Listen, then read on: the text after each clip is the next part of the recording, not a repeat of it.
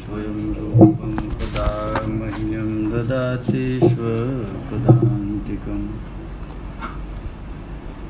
अजानुलम्बितभुजौ कनकावदातौ सङ्कीर्तनैकपितरौ कमलायताक्षौ विश्वम्भरौ द्विजवरौ युगधर्मपालौ वन्दे जगत्प्रियकरौ करुणावतारौ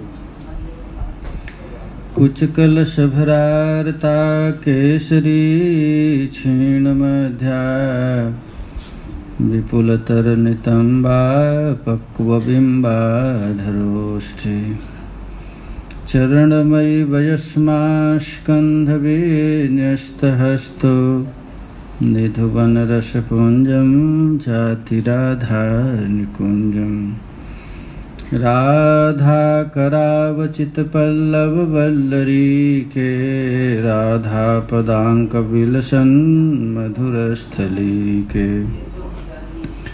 राधाजशोमुखरमत्तखगावलीके राधाविहारविपिने रमतामनोमि।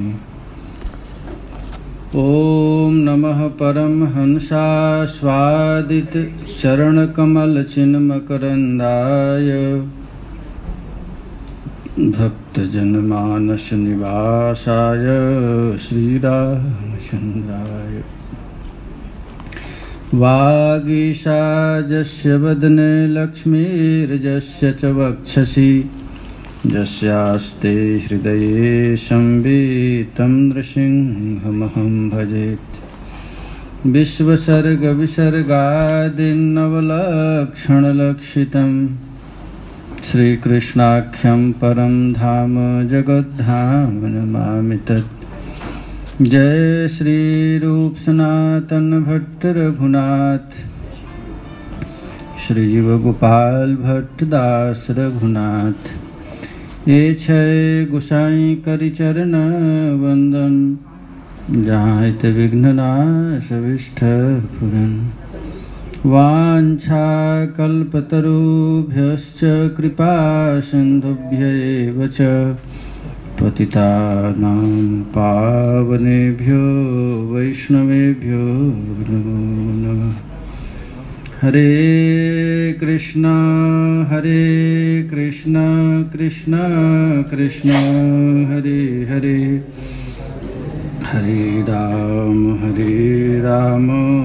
राम राम हरे हरे हरे कृष्णा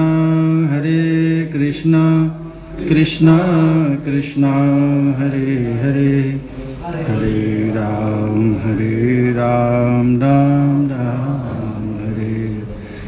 श्री कृष्ण चैतन्य महाप्रभु की, श्री नित्यानंद प्रभु की, श्री अद्वैत प्रभु की, श्री गदाधर प्राणनाथ की, श्रीवास पंडित की, सकल आचार्य चरण की, ब्रजरानी राधा रानी की, श्री लाडली लाल की, श्री प्रिया प्रियतम की। जय जय श्री राधे, जय जय श्री राधे। निताय गौर हरि बोल। परम मंगलमय अकारण करुणा वरुणालय श्री गौरांग महाप्रभु की महती अनुकंपा से हम लोगों को आप सब भक्तों के सानिध्य में श्री चैतन्य चरितामृत के माध्यम से सत्संग लाभ का सुअवसर प्राप्त हो रहा है। कल हम लोग श्रवण किए थे श्री गौरांग महाप्रभु सार्वभौम भट्टाचार्य के घर में आए हैं और सार्वभौम भट्टाचार्य महाप्रभु के लिए विविध प्रकार का अन्न सजा रहे हैं।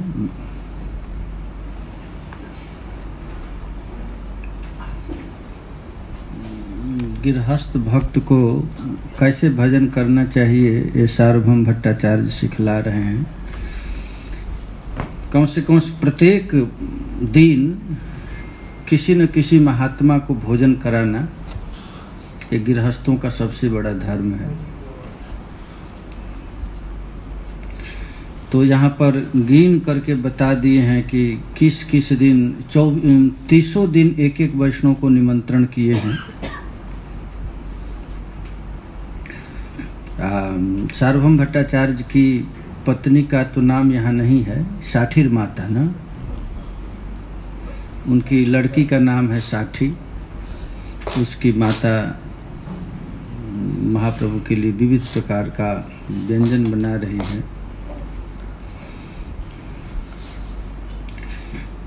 कैसे उत्साह से माता जी बना रही हैं। भट्टाचार्य गृहे सब द्रव्य आछे भरी, जितना भी द्रव्य है वो सब तो पहले से ही भट्टाचार्य ला करके भरपूर कर दिए हैं। अजेवा साग फल आदि अनाइल आहारी, और सब्जी तो ताज़ा लाना चाहिए। चावल दाल तो पुराना चल सकता है, सब्जी तो ताज़ा है।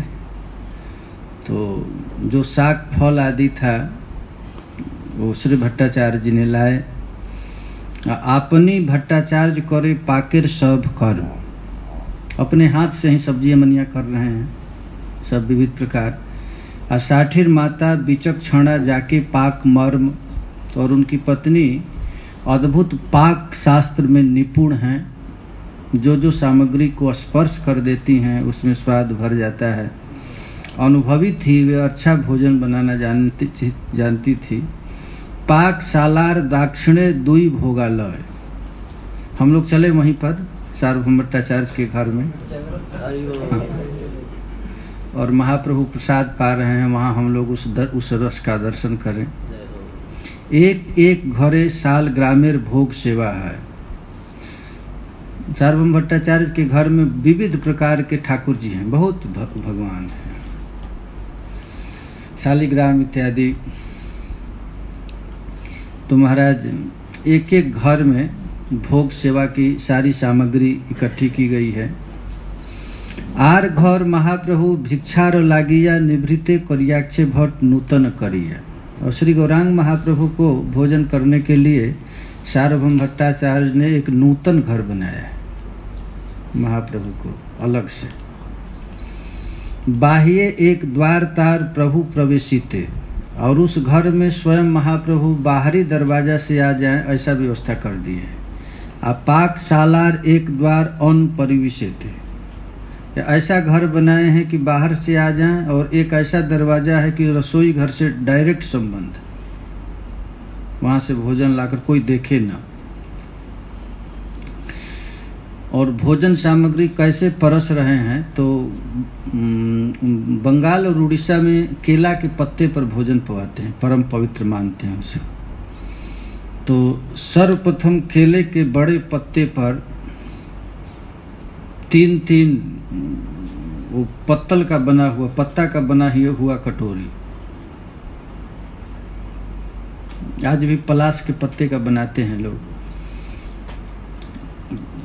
और 3 मान तंडुले अभारील भात। भोजन कम से कम भगवान 2.5 किलो चावल रोज खाते हैं, ऐसा परिणाम है। कम भोग नहीं लगाना चाहिए। बट जो 3 हाथ से 3 बीता से अधिक श्री विग्रह है उसको कम से कम 2.5 किलो चावल का भोग लगाया जाता है। इसीलिए घर में बड़ा श्री विग्रह स्थापित का नियम नहीं, मंदिरों में ये सब व्यवस्था है। तो केला के पात पर खूब सुंदर भोजन चावल सजाया गया है, और उसके ऊपर पीला घी माने गाय का घी, पीत सुगंधित घृते अन्न सिक्त कैल। ब्रजवासी लोग चावल खाने जानते हैं, उड़ीसा के लोग नहीं जानते। उड़ीसा के लोग दाल के साथ खाते, ब्रजवासी घी के साथ चावल खाते हैं, घी बूरा चावल में। तो चावल खूब सुंदर चावल बसाया, गोविंद भोग का चावल, उसके ऊपर गाय का घी, और चारि दिके पाते घृत भरिया चलीला। चावल पर घी गिराए तो घी गरम भात में ऐसे चारों तरफ से घी गिर गया है। केया पात्र काल खोला डोंगा सारी सारी चारि दे की धरिया छे नाना व्यंजन भरी। और चारों तरफ से दोना है और उस दोना में विविध प्रकार का व्यंजन सार्वभौम भट्टाचार्य जी भर दिए। कितना प्रकार का साग है तो 10 प्रकार साग, 10 प्रकार का सब्जी है। वो भी सब्जी कैसा तो नींब तिक्त सुक्त झोल। कुछ नीम तिक्त, फिर सुक्ता का झोल, और मरीचेर झाल छाना बड़ा बड़ी घोल, और काले मिर्च का बना हुआ तीता व्यंजन छाना बाड़ा इत्यादि घोल। ये विविध प्रकार का व्यंजन महाराज उड़ीसा में भोग लगता है। इसीलिए खाने के लिए भगवान जगन्नाथ जी के रूप में वहाँ रहते हैं। यदि खाना है तो उड़ीसा में जाइए। उड़ीसा में विविध प्रकार का व्यंजन कैसे भोग लगाया जाता है। आज भी वहाँ के लोग 3-4 प्रकार की सब्जी से कम नहीं खाते हैं। गरीब भी आदमी होगा तो पत्ता साग लेकर बना लेता है सब्जी। दुग्ध तुम्बी, दुग्ध कुष्मांड, बेसर लाफारा, और मोचा घंट मोचा भाजा विविध साकारा। इस सब भोजन सब्जी का नाम भी हम लोग नहीं जानते, इधर के लोग तो नहीं जानते। और दुग्ध तुम्बी, ये कौन सा सब्जी है?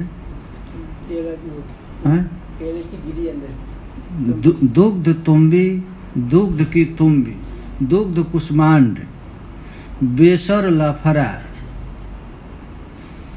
मोचा घंटा मोचा भाजा तथा अन्य तरकारियां भी थी। आप समझ में आता होगा आपको ना? उनको भी समझ में आ रहा है। ये सब नाम याद है ना? ये दुग्ध तुम्बी क्या होता है?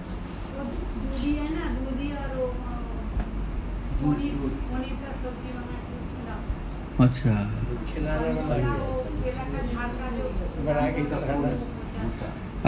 दुग्ध कुष्मांड कोहड़ा डालते हैं। अच्छा, बेसर और लाफरा, बेसर लाफरा क्या है?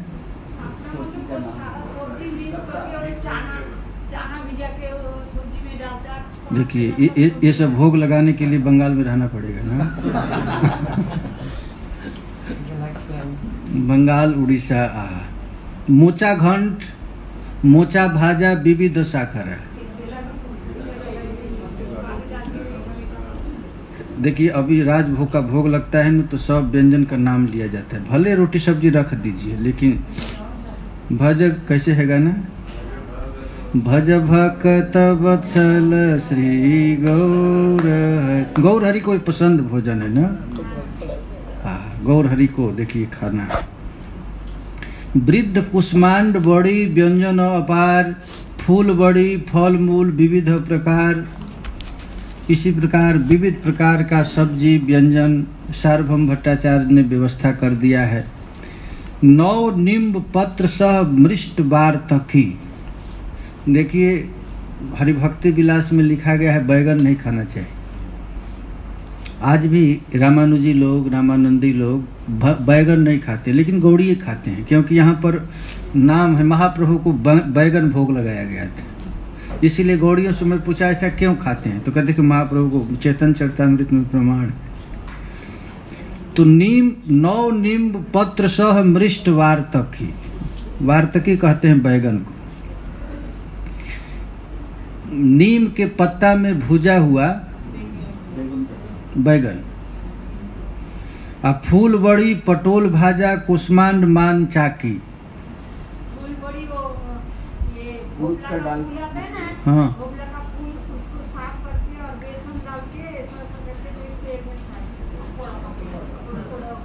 एक दिन अर्जुन हरिप्रभु को कहते हैं सब विविध पकवान बनाए।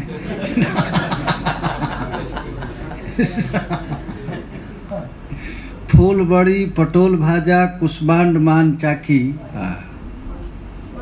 कम से कम हम लोग एक बार तो भोग लगाकर पाना चाहिए सब महाप्रभु पाए।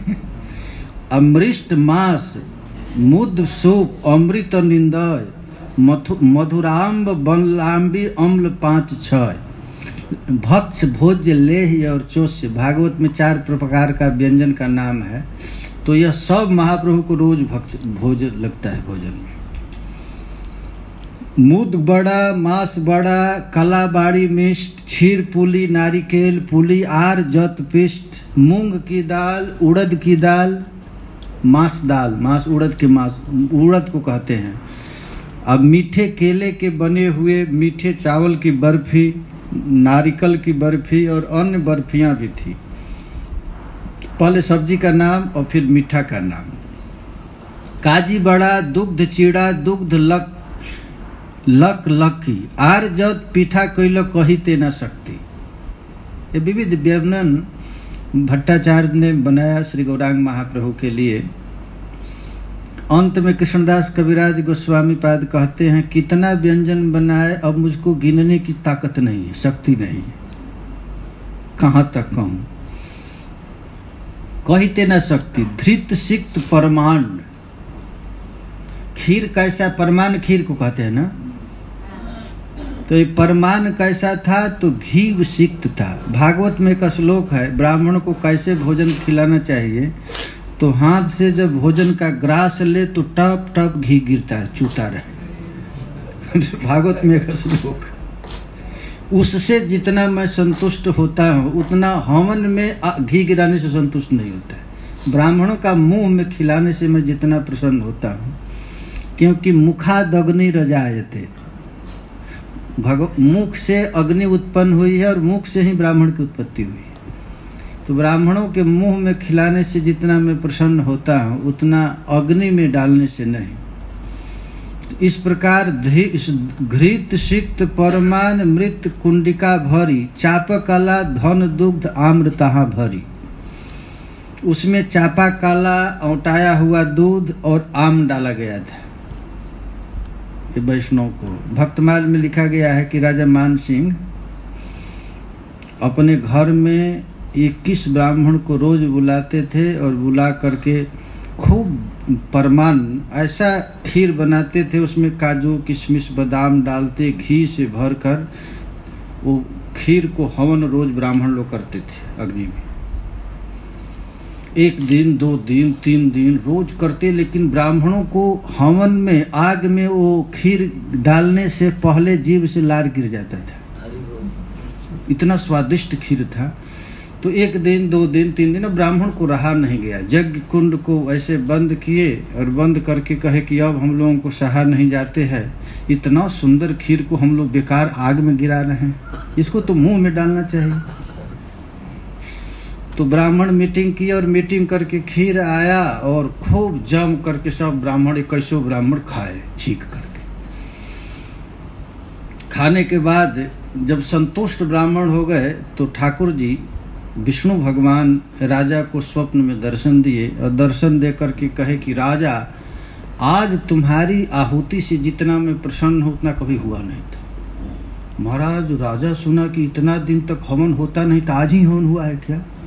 सुबह सुबह हाथ में डंडा लेकर के आ गया हवन कुंड में। ब्राह्मण लोग थर थर कांपने लगे कि कौन बता दिया कि आज हम लोग हवन नहीं किया, आज हम लोग तो स्वाहा कर दिए। और सब ब्राह्मण थर थर थर कांपने, क्या हुआ क्या हुआ। कहे कि महाराज आप लोग कैसे कल हवन किए थे, आप कृपा करके बताओ। और तो और डर गए कि ये कैसे इनको पता चला। ब्राह्मण कहने लगे, हे अन्नदाता बड़ी भारी गलती हो गई। अरे क्या गलती है बताओ तो सही। तो महाराज इतना दिन तक हम लोग सहते रहे, कल सहा नहीं गया। इतना सुंदर खीर और उसमें लब लब घी लबा हुआ, गाय का शुद्ध घी, और उसमें काजू पिस्ता बादाम डाला गया। उसको हम लोग अग्नि में प्राणाय स्वाहा दानाय स्वाहा करते थे, ये तो सहन होता नहीं था। हम तो पत्तल पर लगा करके उसको असली स्वाहा करते। और यह सुनते ही राजा की आंख से झरझर झरझर आंसू गिरने लगा। कहा कि वो अब मैं समझा कि भगवान ब्राह्मणों के मुंह में गिराने से जितना संतुष्ट होते हैं उतना आग में गिराने से संतुष्ट नहीं होते। उन्होंने कहा ठीक है, आज से ऐसा ही रोज हवन होगा। वो भी हवन है लेकिन ये हवन जरूरी होगा। इसलिए तो यहाँ देखिए सार्वभौम भट्टाचार्य असली हवन करते हैं, इसीलिए वैष्णव भंडारा को यज्ञ कहा गया है। वैष्णव को जो खिलाता है वो डायरेक्ट ठाकुर जी के मुंह में जाता है। यहाँ पर श्री भट्टाचार्य महाप्रभु को विविध प्रकार का पकवान बना करके खिला रहे हैं। रसालो मथित दधि संदेश अपार, गौड़ उत्कले जत भक्षेर प्रकार। बंगाल और उड़ीसा का जितना प्रकार का विविध व्यंजन था, सब व्यंजन तैयार किए सार्वभौम भट्टाचार्य। आ श्रद्धा करी भट्टाचार्य सब कराइल, आ शुभ्र पीठा परी सूक्ष्म बसन पातिल। सूक्ष्म पीढ़ा पर, पीठा परी, पीढ़ा जानते हैं ना, लकड़ी का बना हुआ रहता है। पीढ़ा पहले लोग देते थे, पीढ़ा पर बैठकर भोजन किया जाता था। उस पर सूक्ष्म वस्त्र रख करके प्रसाद पाने के लिए निमंत्रित किए। दुई पासे सुगंधित शीतल जल झारी, हाथ धोने के निकुंज में नियम है, झारी से प्रिया प्रियतम हाथ धोते हैं, ऐसा व्यवस्था किया गया। अन्न व्यंजनों पर दिल तुलसी मंजरी, चावल दाल जितना प्रकार का विविध, उस पर तुलसी मंजरी, 2 पत्ता और बीच में तुलसी की मंजरी, ऐसा भोग पर रखा गया। अमृत गुटिका पीठा पाना अनाइल, जगन्नाथ प्रसाद सब पृथक धरिल। जो अपने यहाँ प्रसाद भोजन बनाए थे वो तो था ही, और जगन्नाथ जी का भोग भी अलग रखा गया। उसी समय श्री गौरांग महाप्रभु वहाँ आए। हेन काल महाप्रभु मध्याह्न करिया, एकले आइल तार हृदय जानिया। सार्वभौम भट्टाचार्य और साठिर माता उनकी पत्नी इतना उत्साह और प्रेम से महाप्रभु को याद कर कर के भोजन बनाती थी, तो महाप्रभु को रहा नहीं गया। श्री गौरांग महाप्रभु ठीक उसी समय, जिस समय मंत्र पढ़ करके आवाहन किए जगन्नाथ जी को भोग लगाने के लिए, उसी समय महाप्रभु आ गए। अब भट्टाचार्य कैल तबे पाद प्रक्षालन। श्री भट्टाचार्य ने देखे कि महाप्रभु आ गए तो तुरंत पैर धोए, आ घरे र भीतर गिला करिते भोजन। महाप्रभु को लेकर गए। अन्नादि देखिया प्रभु विस्मित हो जाए। इतना प्रकार का विविध व्यंजन देख करके महाप्रभु बड़ा आश्चर्य हुआ। अब भट्टाचार्य कहे किछु भंगी करिया। भट्टाचार्य कुछ भंगिमा के साथ कहे, अलौकिक यही सब यौन व्यंजन दुहु प्रहर भीतरे कैसे हैल रंधन। श्री गौरांग महाप्रभु ने कहा कि अरे ये तो अलौकिक व्यंजन, इतना दिव्य चीज, और इतने ही 2 प्रहर के अंदर में इतना जल्दी इतना प्रसाद कैसे बन गया। कृष्णेर भोग लगाई छ अनुमान करी, ऊपर देखिए जा तुलसी मंजरी। साक्षात ब्रजेंद्र नंदन श्री कृष्ण ने इस प्रसाद को आरोगा है। तुलसी की मंजरी इस प्रसाद के ऊपर रखा गया है, ऐसा लगता है। भाग्यवान तुम्हें सफल तुम्हारा उद्योग। श्री गौरांग महाप्रभु कहे कि हे सार्वभौम भट्टाचार्य, आपका इतना उद्योग परिश्रम सफल हो गया, सफल तुम्हार उद्योग, आ तुम बहुत बड़ा भाग्यवान हो। राधा कृष्ण लगाई छी इतादृश भोग। भगवान राधा कृष्ण को इतना सुंदर व्यंजन बना बना करके रोज आप भोग लगाते हैं। अन्य सौरभ वर अति मनोरम।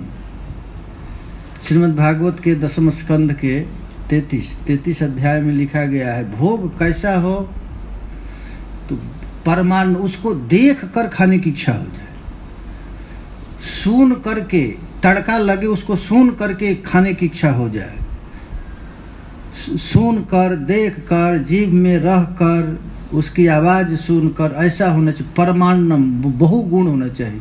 अन्नम बहुगुणम आदाय, ये यज्ञ पत्नियों के लिए लिखा गया है। तो श्री गौरांग महाप्रभु कहते हैं, निश्चित ही श्री कृष्ण ने इस अन्न का भोग लगाया है, इसीलिए इतना मनोरम हो गया है।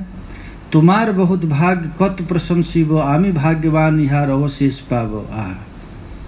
तुम कितने भाग्यशाली हो, तुम इतने प्यार से ठाकुर जी को भोग लगाते हो, और मैं कितना भाग्यवान हूँ कि इसका अवशेष खाऊंगा, ठाकुर जी का उच्छिष्ट पाऊंगा। कृष्णे न आसन पीठ राखह उठाइया, मोर प्रसाद देह भिन्न पात्रे करिया। श्री गौरांग महाप्रभु कहे कि इस प्रसाद को अब हटाओ और उसमें से कुछ प्रसाद लेकर हमको दो। भट्टाचार्य बोले प्रभु ना करो विस्मय, जेई खा तहार शक्ति भोग सिद्ध है। सार्वभौम भट्टाचार्य ने कहा, हे प्रभु यह इतना आश्चर्य नहीं है, यह सब उसी शक्ति तथा दया से संभव हो सका है जिसे यह भोजन करना है। हमारे पास इतनी ताकत नहीं है कि इतने कम समय में इतना प्रकार का व्यंजन बना दिया। ये तो आपने कृपा करके बनाया है, आपके दया के बिना आपके दया का ये संभव हो ही नहीं सकता है। उद्योग ना छिलम और गृहिणी रंधने, जार सकते भोग सिद्ध जेहि तहाँ जाने। हम में और हमारी पत्नी में इतनी कोई ताकत नहीं, न हम लोग इतना प्रयत्न किए, ये आपके शक्ति से ही यह लीला सिद्ध हुई है। यही मते आसने बसी करह भोजन। जिस पीढ़ा पर, जिस चौकी पर भगवान को भोग लगाए थे, सार्वभौम भट्टाचार्य कहे कि इसी चौकी पर बैठ करके आप भोजन कीजिए। प्रभु कहे पूज्य यही कृष्णेर आसन। अरे इस आसन पर ठाकुर जी बैठे हैं, इस पर मैं बैठूं, ये तो असंभव है। भगवान के आसन पर तो नहीं बैठना चाहिए। तो भट्ट कहे अन्न पीठ समान प्रसाद, अन्न खावे पीठे बसी कहाँ अपराध। जिस अन्न को ठाकुर जी खाए उसको तो आप खा लेते हैं, और जिस आसन पर बैठे उस पर नहीं बैठे, इसमें क्या अपराध है। भट्टाचार्य ने कहा, प्रभु कहे भाल कैलो शास्त्र आज्ञा है, कृष्णेर सकल शेष भृत्य स्वाद है। श्री गौरांग महाप्रभु ने कहा कि ठीक कहा, असली बात कह दिया। शास्त्र में यह भी लिखा गया है कि ठाकुर जी का प्रत्येक प्रसादी वस्तु का उपभोग भक्त लोग कर सकते हैं। भगवान को भोग लगाकर वस्त्र पहनते हैं, भगवान को भोग लगाकर सब व्यवहार करते हैं। श्रीमद् भागवत में एकादश स्कंद में उद्धव जी स्वयं कहे हैं भगवान से कि हे प्रभु, हमको माया भला क्या बिगाड़ेगी। हमारे पास हमको माया छू भी नहीं सकती है, क्योंकि त्वयोपभुक्त स्त्रग गंध वासो लंकार चर्चिता। आपका उच्छिष्ट भोगी हूँ, त्वयोपभुक्त आप जो खाए हैं उसी को खाता हूँ, श्रग आप जो माला पहने हैं उसी प्रसादी माला को मैं पहनता हूँ, आपका सुगंधित तेल को मैं मर्दन करता हूँ, वासो लंकार चर्चिता आप जो जो उपभोग करते हैं उसको मैं करता हूँ। उच्छिष्ट भोजनो दासा तव माया जमे ही जये मही। मैं कौन हूँ तो उच्छिष्ट भोगी दास हूँ। देखो भाई, भक्त यदि प्रतिज्ञा कर ले कि जीवन में मैं श्री कृष्ण प्रसादी के अतिरिक्त कुछ भी उपभोग न करूँ तो माया उसे छू भी नहीं सकती। भक्त लोग जल भी पीते हैं तो भोग लगाकर, जो कुछ भी वस्तु प्राप्त होता है तो नहीं तो कंठित में स्पर्श करा देते हैं, प्रभु को याद करके खाते हैं। तो भगवान को प्राप्त करने का ये सुंदर उपाय है।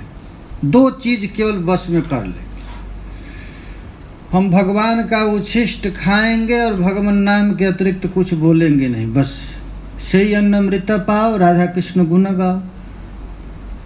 दो चीज है। श्रील प्रभुपाद जी श्लोक की टीका में लिखते हैं, आनंद चिन्मय रस प्रतिभाविता भी ताभिर्षयेव निज रूपतया कला भी गोलोक एव निवसत्यखिलात्मभूतो गोविंदमादि पुरुषम तमहं भजामि। मैं उन भगवान गोविंद की पूजा करता हूँ जो उनकी सखियाँ हैं, जो साक्षात उनके निवास शरीर के स्वरूप हैं। वो आनंद चिन्मय ठाकुर जी वो कहाँ रहते हैं तो गोलोक धाम में रहते हैं। और वैसे भगवान को संत लोग हमेशा अपने हृदय में देखा करते हैं। देखो भाई, माया भगवान से परे हैं, भगवान को कोई स्पर्श छू भी नहीं सकता है, लेकिन उन प्रभु को कौन प्राप्त कर लेता है तो प्रेमांजनक्षुरित भक्ति विलोचनेन संतः सदैव हृदये सुविलोकयन्ति यम श्याम सुंदरमचिंत गुणस्वरूपम गोविंदमादि पुरुषम तमहं भजामि। वह जो इंद्रियातीत प्रभु हैं, आँख के जो विषय नहीं है, उस प्रभु को भी प्रेम रूपी अंजन के द्वारा उसको भक्त लोग अपने हृदय में हमेशा देखा करते हैं। तथापि एते कौन खावन न जाए, जिस पर भोग लगाए थे उसी आसन पर श्री गौरांग महाप्रभु को बैठाए तो महाप्रभु कहे कि इतना प्रसाद मैं अकेले कैसे पाऊंगा, तथापि इति कौन खाओ न जाए। भट्ट कहे जानी खाओ जते कजुआ। भट्टाचार्य कहे कि चिंता की बात नहीं है, जितना आप खा सकते हैं उतना ही खाइए। लोग कोई खाता है तो कहता है ना कि चलो दो कौर खा लो। तो सार्वभौम भट्टाचार्य ने कहा कि जितना आप खा सकते हैं वहाँ खाइए। महाप्रभु को जब इस प्रकार कहे तो देखिए सार्वभौम भट्टाचार्य का तेवर थोड़ा आंख चढ़ गया और कहते वाह आप इतना नहीं खाते। नीला चले भोजन तुम्हें करो 52 बार। आप अपने को छिपा रहे हो। जगन्नाथपुरी में तो 52 बार खाते हैं। एक एक भोगे रौन 7 बार। 52 बार खाते हैं और एक बार में हजारों मन चावल खा जाते हैं आप। और कहते हैं द्वारका ते 16 सहस्त्र महिषी मंदरे 18 माता यार जादवेर घरे। और वही आप द्वारिका में 16,108 घर में खाते हैं। अरे सब पत्नियां तो भोजन बनाती होगी, खिलाती होगी। और 18 माताएं हैं ठाकुर जी के, और उन सब माताओं के घर में भी जाकर आप खाते हैं। मैया तो बिना आपको खिलाए खाती नहीं होगी। वात्सल्य तभी तो सिद्ध होता है। माँ कैसे बिना बेटे को खा सकती है। अब ब्रजे ज्येष्ठा खुड़ा मामा पिसादी गोप गौण सखा वृंद सवार घरे द्विसंधा भोजन। और वृंदावन में आप कितना भोजन करते हैं, घर में पेट नहीं भरता है तो सबके घर में चोरी करके खाते हैं। और उसमें भी नंद बाबा के भाई हैं, उनके भाई हैं, उनके भाई हैं, सबके घर में आपको भोजन करना पड़ता है। मामा के पास, पिसा आदि के पास, गोप गणों के पास, सखा वृंद सवार घरे द्विसंधा भोजन। और सभी सखा भी कहते थे लाला आज हमारे घर में चलो भोजन करो, कहता था हमारे घर में। तो एक ही साथ भगवान 1000 रूप धारण करना पड़ता और सबके घर में जाकर के खाते हैं। गोवर्धने यज्ञ खाइला राशि राशि 1000 टन भोजन आप गिरिराज पूजन में खा लिए थे। 84 कोष के ग्वाला लोग आकर के श्रीमद् गर्ग संहिता में लिखा गया है गिरिराज जी की तलहटी में जितने भी पोखरे हैं, जितना भी सरोवर है, उसको दही दूध घी से भर दिया गया था। अन्न का पहाड़ बना दिया गया था और एक क्षण में आप चट खा गए। तार लेखा यही नहे एक ग्रासी। उन सब भोजन सामग्री के आगे तो एक कण के बराबर भी ये नहीं है। और कहते हैं नहीं खाएंगे। तुम तो ईश्वर मुई क्षुद्र जीव छार एक ग्रास माधुपुरी करह अंगीकार। वो भोजन में भोग लगाते हैं ना, कहते हैं कि सब व्यंजन का नाम रह करके और क्या कहते हैं अंत में रूखा करह भोजन, रूखा सूखा करह भोजन। तो ये तो एक ग्रास है और हम कहाँ क्षुद्र जीव आपको खिला सकते हैं। ये सुनी हंसी प्रभु वसीला भोजन है। देखो भाई भक्त से हमेशा भगवान को हारना पड़ता है। सार्वभौम भट्टाचार्य के प्रेम के आगे श्री गौरांग महाप्रभु हार गए और बैठ गए भोजन करने के लिए। जगन्नाथेर प्रसाद भट्ट देन हर्ष मने। अरे जगन्नाथ जी का प्रसाद है, जगन्नाथ जी का प्रसाद है। ऐसे प्रेम में भर भर करके दे रहे हैं। उसी समय हेन काले अमोघ भट्टाचार्य रोजा माता कुलीनो निंदक तेहो साठिर कन्यार भ्रता। सार्वभौम भट्टाचार्य का दामाद जामाता, उसका नाम था अमोघ। वो गेट पर बहुत देर से इंतजार कर रहा था कि आए, लेकिन भट्टाचार्य जाने नहीं देते थे क्योंकि वह निंदक था और उनकी बेटी का पति था। भोजन देखी तो चाहे आशिते ना पारे। वो देखना चाहता था कि श्री चैतन्य महाप्रभु कैसे भोजन करते हैं, थोड़ा एक बार देख लूं। लेकिन लाठी हाथे भट्टाचार्य आछे न दुआरे, द्वार पर ही हाथ में लाठी लेकर खड़े थे कि कोई अंदर प्रवेश न करे। भोजन भजन परिग्रह नारी, ये सब पर्दा की अधिकारी। भोजन भजन, आपके बैंक में कितना पैसा है, ये अपनी पत्नी, ये सब पर्दा के अंदर रहना चाहिए। पर्दा खोल कर रहने पर भ्रष्टाचार हो जाएगा। तो भट्टाचार्य गेट पर खड़े थे कि कोई भोजन करते समय देख न ले। इसी तरह भोग लगता है तो पर्दा लगा दिया जाता है ठाकुर जी को। ये लाठी लेकर खड़े थे कि कोई देखे न। तेहो यदि प्रसाद दीते हैला आन मन, अमोघासी अन्न देखी करो यो निंदन। वो जानते थे भट्टाचार्य जी ये यदि किसी तरह आ जाए तो निंदा करेगा, तो असावधान हुए। थोड़ा सा महाप्रभु को देने के लिए कुछ गए, थोड़ा सा सावधानी हटी और महाराज अमोघ तुरंत चला गया जहाँ महाप्रभु प्रसाद पा रहे थे। ई अन्न तृप्त होय 10 बार जल, एकला सन्यासी करे तक भखंड। वो देखते ही अमोघ ने कहा, अरे अरे अरे देखो देखो देखो देखो, ये अकेले सन्यासी जितना खा रहा है उसमें तो 10 आदमी का पेट भर जाएगा।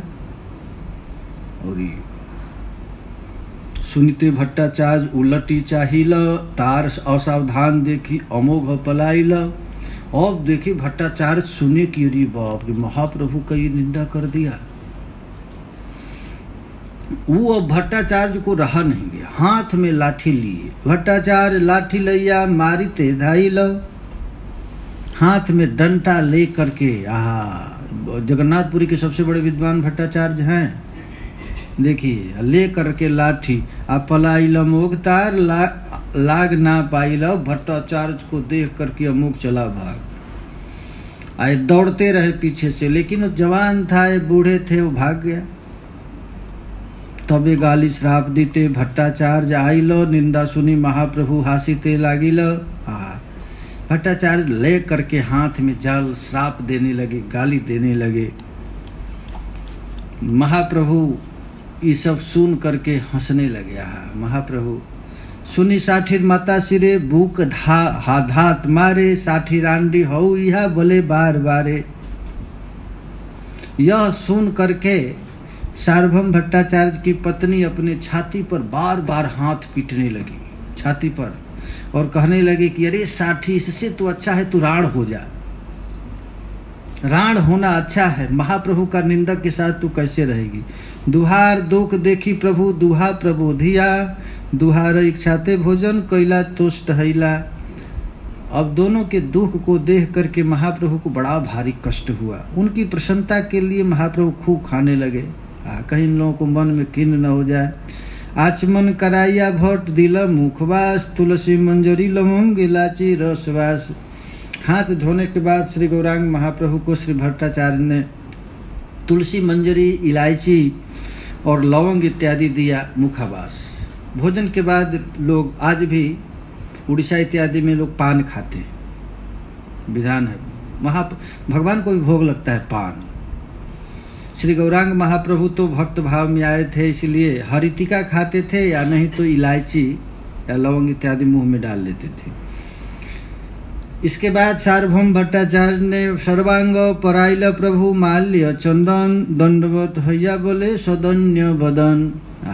भट्टाचार्य ने श्री गौरांग महाप्रभु के ललाट पर तिलक किए, माला पहनाए और हाथ जोड़ करके इस प्रकार कहने लगे, निंदा कराइते तुमा आयनु निज घरे। हे महाप्रभु से कहने लगे, हे प्रभु मुझे बड़ा शर्म आ रही है, आपको अपने घर में लाकर मैं आपकी निंदा करवाया, यही अपराध प्रभु क्षमा करो मोरे। मैं कहाँ आपकी प्रशंसा करना, हमारा ही बेटा, अमुक तो उन्हीं का बेटा था, दामाद था, लेकिन उसके मुख से मैंने आपका निंदा करवाया। प्रभु कहे निंदा न है सहज कहिल, यह ते तुम्हारे किवा अपराध है। लो तो सहज में कह दिया, इसमें तुम्हारा क्या अपराध है, शांत हो जाओ। एत बलि महाप्रभु चलिला भवने, भट्टाचार्य तार घरे गिला तार शाने। इतना कहकर श्री गौरांग महाप्रभु वहाँ से गंभीरा में चले गए, साथ में भट्टाचार्य भी गए। प्रभु पदे पड़ी बहु आत्मनिंदा कैल, तारे शांत करी प्रभु घरे पठाइल। अब जा करके गंभीरा में महाप्रभु के चरण पर गिर करके बार बार रोने लगे और रो रो करके कहने लगे कि प्रभु मुझे बड़ा शर्म आ रही है, मैंने अपने घर में आपको बुलाया और इतना निंदा कराया, मुझे बड़ा बोले। घर आसी भट्टाचार्य साठीर माता सोने, आप न निंदिया किछु बोले न वचने। घर पर आकर के सार्वभौम भट्टाचार्य ने अपनी पत्नी से मीटिंग करके कहा कि हमको अब जीना ठीक नहीं है। मैंने महाप्रभु की निंदा कराया, चैतन्य गोसाई निंदा सुनीला जहा होते। अरे मैंने अपनी आंख अपने कान से महाप्रभु की निंदा सुना। तार बोध कैले हो पाप प्रायश्चिते, इसका एक ही उपाय है, नहीं तो उसको मार डालूं या मैं मर जाऊं। मैंने महाप्रभु की निंदा कराया। महाराज यहाँ पर श्रील प्रभुपाद जी कुछ श्लोक स्कंद पुराण का उद्धृत करते हैं। जो ही भागवतम लोकामुपहास नृपोत्तम करोति तस्य नश्यन्ति अर्ध धर्म जसः सुता। जो लोग अपने कान से किसी महत् पुरुष का निंदा सुनते हैं, उपहास सुनते हैं, उसका धन, अर्थ, जस और बेटा ये चारों नष्ट हो जाते हैं। किसी महत् पुरुष की निंदा सुनने से, करने की तो बात तो कहीं हो रहा है, सुनने से। जो ही भागवतम लोकम उपहासम नृपोत्तमम, ये मार्कंडे जी ने भागीरथी की वार्ता में कहा है स्कंद पुराण में। जो महाभागवत का उपहास करता है उसके पुण्य कर्मों का फल, उसका ऐश्वर्य, उसका जस तथा उसके पुत्र नष्ट हो जाते हैं। निंदाम कुर्वन्ति जे मूढ़ा वैष्णवाना महात्मनाम। जो मूढ़ व्यक्ति किसी वैष्णव की निंदा करता है। देखो भाई, हम लोगों की भक्ति क्यों नहीं उत्तरोत्तर बढ़ रही, इसका मुख्य कारण ये भी है। सबसे खतरनाक यदि कोई पाप है तो वैष्णव की निंदा है, वैष्णव का उपहास। अब वैष्णव कौन है? तो इसके लिए महाप्रभु कहते हैं, अतएव जार मुखे एक कृष्ण नाम से ही तो वैष्णव मनि हो करी हो सम्मान। जिसके मुंह से एक बार भी राधे राधे निकल गया। वृंदावन के जितने रिक्शा वाले हैं सब वैष्णव हैं, जितने दुकानदार हैं सब तो राधे राधे कहता है। निंदाम कुर्वन्ति जे मूढ़ा वैष्णवाना महात्मनाम। जो वैष्णवों की निंदा करता है, पतंती पितृभि सार्धम महारौरव संगीते। अरे माँ, यदि एक कोई यहाँ पर वैष्णव की निंदा किया तो उसके पूर्वज यदि स्वर्ग में भी गए हों तो अपने पूर्वजों के साथ धड़ाम से नरक में गिर जाता है वैष्णव की निंदा करने से। पतंती पितृभि सार्धम महारौरव संगीते। वैष्णव की निंदा क्या है तो कहते हंती। कोई किसी वैष्णव को मार दिया ऐसे, या निंदंती, या वैष्णव की निंदा कर दिया, या वैष्णव से द्वेष कर दिया, या वैष्णव आ रहे हैं उनको उठ करके अगवानी नहीं किया, ये भी अपराध हो जाता है। हम यदि वैष्णव बैठे हैं और कोई वैष्णव आ रहे हैं तो उठकर खड़ा होकर अगवानी करना चाहिए। वैष्णवा ना भी न क्रुद्धते, वैष्णव पर क्रोध करना। नो हर्ष, उसको देख करके प्रसन्न न होना। पतना निषट, एक खड वैष्णवापराध है। यदि करता है तो उसका समूल नष्ट हो जाता है। प्रहलाद महाराज बलि महाराज के वार्ता में स्कंद पुराण में लिखा गया है, जो पापी लोग वैष्णव की निंदा करते हैं उन्हें यमराज अत्यंत कठोर दंड देते हैं। करपत्रैष पाल्यते सूत्री वै जमसाद नहीं निंदा कुर्वन्ति जे पापा वैष्णवाना महात्मना। देखो भाई, निंदा तो किसी की भी नहीं करनी चाहिए। वैष्णव को तो छोड़ो, जीव मात्र किसी की निंदा नहीं कर। भागवत में तो यहाँ तक लिखा गया है, परः स्वभाव कर्माणि जह प्रशंसति निंदति स आसु भ्रश्यते मौढ़ात असत्यात अभिनिवेशितः। उद्धव जी से ठाकुर जी कहते, दूसरे की स्वभाव का कोई निंदा करता है। स्वभाव मैंने जानते हैं ना, जैसे सांप का स्वभाव काटना है, तो उस स्वभाव को भी यदि निंदा करता है तो अपने स्थान से च्युत हो जाता है। क्योंकि इस संसार में कोई ऐसा व्यक्ति नहीं है जिसमें न कोई दोष हो, और कोई ऐसा दोषी व्यक्ति नहीं है जिसमें उसमें कुछ गुण न हो। क्योंकि यह सारा संसार की सृष्टि ही दोष गुण से बना हुआ है। सुनहु तात माया कृत गुण और दोष अनेक, गुण यह उभय न देखिए देखिए सो अविवेक। गोस्वामी तुलसीदास जी लिखे हैं, कितना भी बड़ा गुणी व्यक्ति हो, खूब गुणवान है, उसमें भी थोड़ा न कुछ अवगुण रहेगा। और कितना भी पापिष्ट व्यक्ति है उसमें भी कुछ गुण होगा, क्योंकि यह सारा संसार गुण दोष से बना हुआ। ये गंगा जी के तट पर एक शराबी एक बेश्या को लेकर हाथ में गला में हाथ डाल करके शराब पी रहा था। तो एक आदमी ने कहा, ये देखो ये कैसा पापी है। उसी समय एक आदमी नौका पर जा रहा था, डूब गया, डूब कर नाव उलट गया। तो वही शराबी स्त्री और पुरुष दोनों मिल करके डूबे हुए जो डूब गए उनको निकाल रहे हैं। तो उसने कहा, महाराज वो तो खराब हम लोग काम कर, ये तो अच्छा करे, इसकी तो प्रशंसा करो। तुम्हारे यहाँ शराब पी रहा है, वहाँ काम कितना बड़ा कर रहा है। और वहीं पर एक वैष्णव वाला खटखटा रहा है, डूब रहा है, कुछ कर नहीं रहा है। तो भाई गुण दोष से ही जगत की सृष्टि बनी है। कोई भी व्यक्ति हो, साहित्य में लिखा गया है, किसी का वर्णन करते हैं तो कहते हैं श्री कृष्ण के गुण दोष का विवेचन करो। अरे भगवान है, उनमें भी बहुत दोष है, उनमें भी गुण है, तो गुण दोष से ही तो जगत की सृष्टि हुई है। श्रील विश्वनाथ चक्रवर्ती पाद जी कहते हैं कि सबसे अच्छा चीज मक्खन है, मक्खन में कोई दोष नहीं है, लेकिन महाराज अधिक मक्खन खाएंगे तो आपको ब्लड प्रेशर बढ़ जाएगा, रोग हो जाएगा, पेट खराब हो जाएगा। और सबसे गंदा चीज क्या है? विष है, लेकिन विष से भी बहुत अच्छी दवा बनता है। तो विष में भी गुण है और मक्खन में भी दोष है, इसलिए गुण दोष से जगत की सृष्टि बनी है। किसी की स्वभाव का न निंदा करो न प्रशंसा करो। जह प्रशंसति निंदति स आसु भ्रस्यते मौढ़ात सत्यात अभिनिवेशित।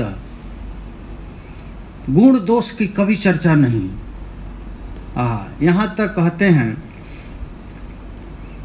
कहते हैं जे निंदन्ति ऋषिकेशम तद्भक्तम पुण्य रूपिणम सत जन्मार्जितम पुण्यम तेषाम निश्यति निश्चितम। कहते हैं कि जो भगवान श्री कृष्ण के भक्तों की निंदा करता है वो 100 जन्म तक अपने अर्जित पुण्य को तत्काल नष्ट कर देता है।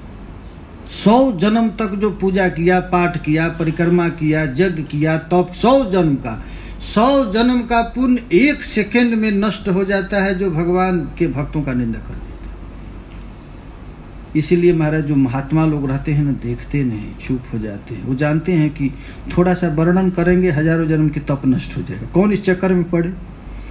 ते पच्यन्ते महाघोरे कुंभी पाके भयानके।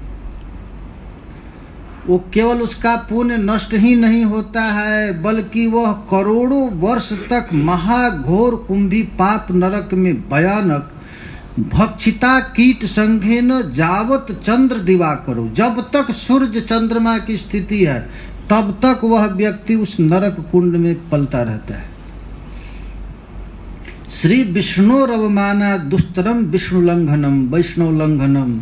इसलिए भैया यदि कुछ चाहते हो तो भगवान विष्णु तथा उनके भक्त का निंदा कभी मत करो। निंदा तो छोड़ो, तद यदूष कराजन्नम पश्येत पुरुषाधमम। जो पुरुषाधम किसी वैष्णव की निंदा करता है उसका मुंह भी नहीं देखे। तई सार्धम वचन चैक्य सहवासम न कार्ये। ऐसे व्यक्तियों का साथ रहने का भी प्रयास नहीं करना चाहिए। जो किसी की निंदा करता है, किसी साधु की निंदा कर, किसी का स्वभाव होता है बिना निंदा के कुछ रह ही नहीं सकते, बैठेंगे किसी की चर्चा करते रहेंगे। श्रीमद् भागवत में लिखा गया है, श्री लजीव गोस्वामी पाद भक्ति संदर्भ में इस श्लोक की टीका में लिखते हैं, निंदाम भगवतः श्रीमन् तत्परस्य जनस्य वा ततो नापैति जहसोऽपि यात्यदः सुकृताच्युतः। यदि भगवान या भगवान का निंदा सुनकर मनुष्य वहां से हट नहीं जाता तो अपने भक्ति से च्युत हो जाता है। यदि कहीं कदाचित किसी समाज में साधु की निंदा हो रही है, वैष्णव की निंदा हो रही है, तो महाराज सबसे अच्छा चीज है कि वहां अपना कान मूंदो और उठकर चले जाओ। भागवत में लिखा है, कर्णौ पिधाय निर्वाद्यत कल्पयिषे धर्मा वितर्यषिणिभिर्निभिराश्यमाने छिन्दात् प्रशस्य रुशति मशति प्रभुं स्वे जिह्वामसुन्नपि ततो वृषिजेत् स्वधर्मः। यदि कोई महान पुरुष ही किसी की निंदा करने लगा तो क्या करे? किसी वैष्णव की कोई निंदा करे तो भागवत में लिखा गया है कि उस समय यदि आपके पास ताकत नहीं है तो कर्णों पिधाय, अपने कान में ऐसे उंगली लगा लो और धीरे से निकल कर वहां चले जाओ। यदि तुम्हें ताकत है तो उसको दंड दे दो। भागवत में लिखा गया और ताकत है तो उसको जीभ को खींच लो। तो इतनी तो ताकत भाई किसी के पास है नहीं, पुलिस जेल में डाल देगी। किसी का जीभ काटना, किसी को मारने लगेंगे। सबसे सुंदर उपाय है अपना कान मूंद लो और मूंद करके चले जाओ। अपने कान से, अपने दामाद के मुख से महाप्रभु की निंदा सुनने के बाद महाराज सार्वभौम भट्टाचार्य की ऐसी स्थिति हो गई। अब क्या किया जाए? किमवा निज प्राण यदि करी विमोचन, दुई जोग नहे दुह शरीर ब्राह्मण। या तो उसको मार दें या मैं मर जाऊं, लेकिन ऐसा शास्त्र में विधान नहीं है। ब्राह्मण का शरीर महाराज मारने और मरने के लिए नहीं बना है। आत्महत्या भी पाप है। पुनः से निंदकेर मुख ना देखी व परित्याग कैलु तार नाम ना लईव। अपने दामाद को देखो भाई, हम लोग तो दूसरे आदमी के मुंह से निंदा सुनकर भी फिर उससे बात करते हैं। अपना दामाद निंदा कर दिया तो सार्वभौम भट्टाचार्य कहे कि आज से जीवन पर्यंत अब उसका मुंह नहीं देखूंगा। परित्याग कैलु तार नाम ना लईव, देखना तो छोड़ो, अपने जीभ से उसका नाम भी नहीं लूंगा। और अपनी लड़की को कहने लगे, साठिर कह तारे छाड़ से हैल पतित। देखो भाई, पति को कभी त्याग नहीं किया जाता है, शास्त्र में लिखा गया है। लेकिन यदि पतित पति हो गया तो उसको त्याग का विधान है। पति तो हैले भरता त्यजिते उचित। किसी भी परिस्थिति में भागवत में लिखा गया है, यदि बूढ़ा है, रोगी है, उदंड है, फिर भी पतिस्त्रिभिर नहातव्य लोकेषु विपातकी। यदि पत्नी अपने पति का त्याग करती है तो पाप लगता है। लेकिन यदि पति पतित हो गया तब यही नियम है कि उसको छोड़ देना चाहिए। भगवान कहते हैं कि ब्राह्मण का जो शरीर है उसको ब्रह्म बंधुर न हंतव्यम आतताई बधाहरणम। शास्त्र में लिखा गया कि आतताई को मार डालना चाहिए। और वही लिखा गया है यदि ब्राह्मण आतताई है तो उसको शरीर दंड नहीं देना चाहिए। ममई मयई ओ भयम मलाप्तम परिपाह्यानुशासनम। भगवान कहे अर्जुन को कि अर्जुन देखो, यह कौन है? अश्वस्थामा ना? अश्वस्थामा आतताई है। आतताई का 6 लक्षण बताया गया है। जो घर आग लगा देता है, जो बच्चों को मारता है, 6 है। तो उसमें ये बच्चों को भी मारा है और सोए हुए को मारा है। प्रपन्नम विरथम भीतम न वृपुहंति धर्मभित, मत्तम प्रमत्तम उन्मत्तम सुप्तम बालम स्त्रियम जड़म प्रपन्नम विरथम भीतम। ये श्रीमद् भागवत में है। ये सब आतताई हैं। इसने अश्वस्थामा महान आतताई है, इसको मार डाल। भीम कहता है मार डालो। द्रौपदी कहती है मत मारो, क्योंकि जन्मना ब्राह्मणो गुरु मुच्यताम मुच्यता में सह ब्राह्मणो नितराम गुरु। यह ब्राह्मण का बच्चा है, अपराध किया है, फिर भी ये मारने योग्य नहीं है। भीम कहता है भले अरे ब्राह्मण का बच्चा है, ये आतताई है, मैं मार डालूंगा। दोनों में लड़ाई लग गया। मारने के लिए भीम चला, द्रौपदी निवारने के लिए चली। भगवान श्री कृष्ण बीच में खड़े होकर एक हाथ से पकड़ लिए किसको? भीम को, और एक हाथ से पकड़ लिए द्रौपदी को। चक्रवर्ती पाद जी टीका में लिखे हैं, श्री कृष्ण को एक ही समय 2 आनंद मारा है, वीर रस और मधुर रस। एक हाथ से पकड़ लिए द्रौपदी को और एक हाथ से पकड़ लिए भीम, निवारण करने के लिए। बड़ा घर में झंझट लग गया। भौजाई और देवर में लड़ाई लग गया, भीम में और द्रौपदी में। भगवान का कोई बात नहीं, मेरा ही नियम है, ब्रह्म बंधो न हंतव्य। ब्रह्म बंधो का अर्थ होता है पतित ब्राह्मण को मारना नहीं, न हंतव्य। अब आतताई बधारणम, आतताई को निश्चित मार देना है। तो अर्जुन को भगवान ये आदेश दी, कर इसको मारो इसको, मारो भी नहीं भी मारो, 2 काम कर दिए। अर्जुनम सहसाज्ञाय हरेर हार्द मथादिना। हृदय के बात अर्जुन तत्काल समझ गया। और तुरंत निकाला तलवार और ऐसे जोर से अश्वत्थामा के सिर पर मारा कि महाराज उसका मणि निकल गया और मार करके समाज से बाहर निकाल दिया। यही ब्राह्मण का मृत्यु है। वपनम द्रविड़ादानम स्थानम निर्वापणम तथा ऐसा ही ब्रह्म बंधुनाम बधो नान्यस्तु दैहिक। ब्राह्मण से यदि कोई अपराध हो गया तो उसके मुख में काजल लपेट लो, गधा पर चढ़ा दो, बाल मुड़वा दो, सभा से अपमान करके निकाल दो। यही ब्राह्मण की मृत्यु है। शरीर दंड देने का विधान नहीं है, क्योंकि पततो ना विसूयरन पितृमातृ सुतादय। ये दो प्रसंग है। ब्राह्मण को मारना नहीं, या इधर भगवान कहते हैं कि देखो तुम राण हो जाओ, ठीक है, अरे सार्वभौम भट्टाचार्य कह रहे हैं, लेकिन अब तुम पति से मिलना नहीं, क्योंकि शास्त्र में लिखा गया पतिंश पतितम त्यजेत। मनुस्मृति में लिखा गया है कि यदि पति पतित हो गया तो स्त्री को छोड़ देना चाहिए। राम सुखदास जी इसका नियम बनाए थे, यदि कोई पति पतित हो गया तो स्त्री उसके साथ रहे लेकिन उसे शरीर संग न करे। ये नियम है।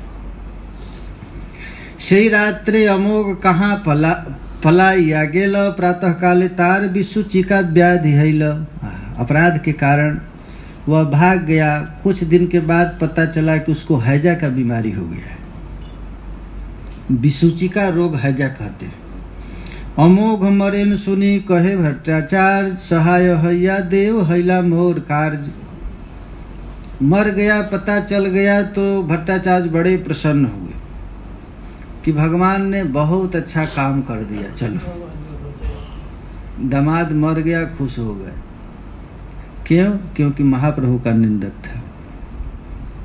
ईश्वरे तो अपराध फले तत्क्षण, एत बलि पड़े दुई शास्त्रे रवचन।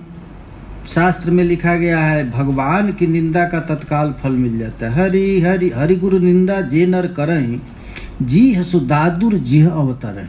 गोस्वामी तुलसीदास लिखा है, जो भगवान और भगवान के भक्तों की निंदा करता है वो मरने के बाद क्या होता है? दादुर। दादुर जानते हैं ना? हाँ, मेढक मेढक, टर टर टर टर। अभी बरसात आएगा तो क्या करते हैं? वैसे ही निंदक मत बनना। बाप रे बाप, निंदक बनने से दादुर बनना पड़ता है। श्रीमद् भागवत में लिखा गया है कि जो महापुरुषों का अतिक्रमण कर देता है, महत्पुरुषों का जो अपमान कर देता है, उसका तत्काल उम्र नष्ट हो जाता। आयु श्रिय जसो धर्म लोकानाशीष वच, हंति श्रेयांसि सर्वाणि पुंसो महद अतिक्रमः। जो महापुरुषों का अपमान कर देता है, अतिक्रमण कर देता है, उनकी मर्यादा को उल्लंघित कर देता है, उसका तुरंत उम्र नष्ट हो जाता है, उसकी लक्ष्मी नष्ट हो जाती है, उसका जस नष्ट हो जाता है, उसका धर्म नष्ट हो जाता है। लोका नाशीष एव च, कहाँ तक कहें महाराज, उसका सारा सौभाग्य नष्ट होता है। हंत श्रेयांसि सर्वाणि। एक महात्मा कहते थे सब पाप कर लो लेकिन किसी महापुरुष की निंदा मत करना। पाप तो क्षय हो जाएगा लेकिन महत्पुरुष का निंदा तत्काल तुझे नरक ले जाएगा। चमगादड़ बनना पड़ता है। चमगादड़।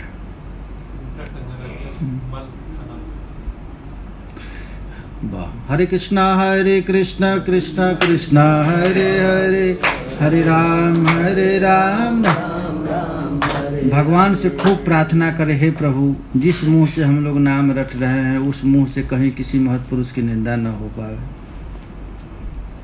किसी महत्पुरुष की, किसी वैष्णव की, किसी जीव मात्र की। एक बुढ़िया थी ना, एक बुढ़िया, आप लोग सुने होंगे कथा। एक महात्मा थे, रोज रोज मधुकरी करने के लिए जाते थे, भिक्षा करने के लिए। एक राजा के घर भिक्षा करने के लिए गए तो राजा ने घोड़े का लीद उसको दे दिया। तो महात्मा को जो कुछ भी दिया जाता है दिन दूना रात चौगुना बढ़ता है, और उसका उपभोग कौन करता है? जो देता है वही। तो महाराज महात्मा अपने कुटिया में उस कमंडल को झाड़ दिया और छोड़ जाके चलो आज यही मिला है तो आज उपवास कर ले। और जब वो राजा आया तो देखा कि इस जंगल में घोड़े का लीद का पहाड़ बना। तो कहा कि यहाँ घोड़ा न कुछ, इतना विशाल पहाड़ कैसे? तो पूछा कि महाराज ये पहाड़ कैसे? तो कहे कि देखो, साधु संतों को जो कुछ भी दिया जाता है वो उसी को भोगना पड़ता है जो दिया है। तो ये कैसे हुआ? तो एक जगह हमें भिक्षा करने के लिए गया तो हमको घोड़े का लीद ही दे दिया। तो बढ़ रहा है तो क्या होगा? तो वो होगा क्या, जो दिया उसको खाना पड़ेगा। वो डर गया महाराज, उसको याद आया मैं ही दिया था। वो चरण पर गिर गया, गिर करके प्रार्थना किया, महाराज कोई उपाय है तो बता दीजिए, क्योंकि जिस पाप का प्रायश्चित इसी जन्म में नहीं करेंगे तो 1000 गुना करके नरक में भोगना पड़ता है। इसलिए मृत्यु से पहले ही अपने सब पापों का प्रायश्चित कर लेना चाहिए। तो पूछा कि क्या उपाय है? तो उन्होंने कहा कि तुम्हारे राज्य में तुम्हारी जब निंदा चालू हो जाएगी तो उस निंदा से सब लोग अपने जीभ से तुम्हारे मल को चाट जाएंगे, तुम्हारे पाप को सब खा जाएंगे। तब तो बड़ा सुंदर उपाय है महाराज। वो भेष बदला और भेष बदल करके पूरे अपना समाज के पास जाकर कहने लगे, संसार इस राज का राजा बड़ा भ्रष्ट है, बड़ा पापी है। अरे मैं देखा ये कुकर्म कर रहा था, सब लोग महाराज निंदा चालू कर दिए। और निंदा क्या किए, उसके सब पाप को जीभ से लोग चाट गए। जब वह गया वहां तो देखा कि सब पहाड़ का लीद का जो पहाड़ था हमारा सब समाप्त हो गया, केवल एक टोकरी बच गया। तो पूछा कि महाराज ये टोकरी का कैसे नष्ट होगा? तो कहे कि देखो, तुम्हारे राज्य में एक बुढ़िया रहती है, वो यदि अपने मुंह से तुम्हारी निंदा कर दे तो ये भी लीद समाप्त हो जाए। तुम्हारा जो भेष बदल दिया, अब बदल करके बुढ़िया के पास गया, चरण में प्रणाम किया, कहा माँ तुझको पता है इस राज का राजा इतना पापिष्ट है, सारा दुनिया उसकी निंदा करती है, तुझको पता नहीं? तो बुढ़िया कहती है वो लीद तो तुझे ही खाना पड़ेगा, वो लीद मैं खाने वाली नहीं। तो कहा कि रे तुझको कैसे पता चल गया कि मैं ही हूँ? इसीलिए मैं आया हूँ।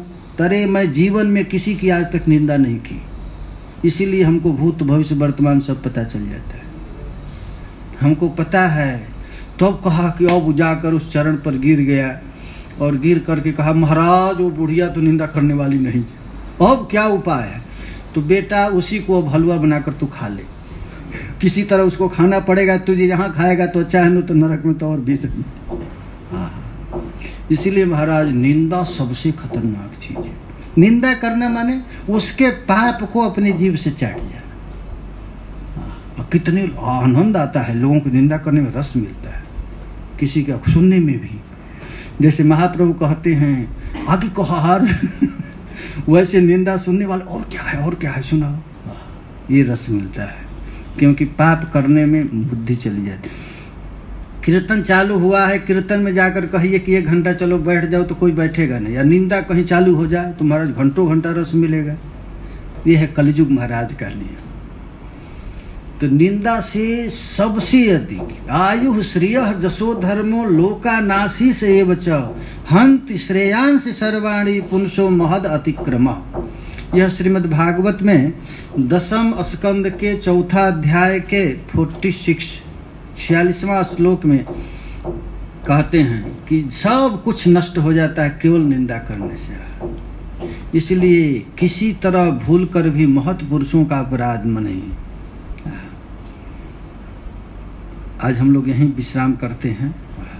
हरे कृष्णा कृष्णा कृष्णा हरे हरे, हरे राम राम राम हरे हरे, हरे कृष्णा कृष्णा कृष्णा हरे हरे, हरे राम